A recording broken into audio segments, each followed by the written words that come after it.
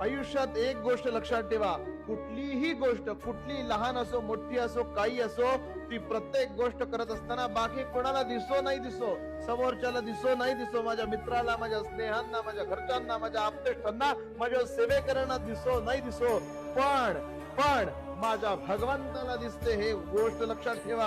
माझा भगवंत सगळीकडून बघतोय. त्रिभुवनामध्ये त्याचे डोळे विस्तारलेले आहेत. सगळं त्रिभुवन त्याच्या त्रिनेत्रांमध्ये सामावलेला आहे. तो भगवंत सगळ्या बाजूंनी आपल्यावर लक्ष ठेवून असतो. त्यामुळे तुमच्या चांगल्याचा तो न्याय करेल, वाईटाला शासन करेल, हेही लक्षात ठेवा. त्यामुळे कुणाला फसवू नका.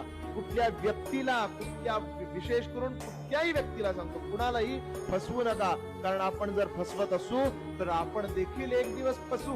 हे स्वामी वाक्य आहे. स्वामी महाराज सगळ्यांकडे नजर ठेवून आहेत, सगळ्यांवर त्यांची नजर आहे. स्वामी बघतायत. ह्या वाक्यावर ठाम राहा. महाराज कल्याण करतील म्हणजे करतील.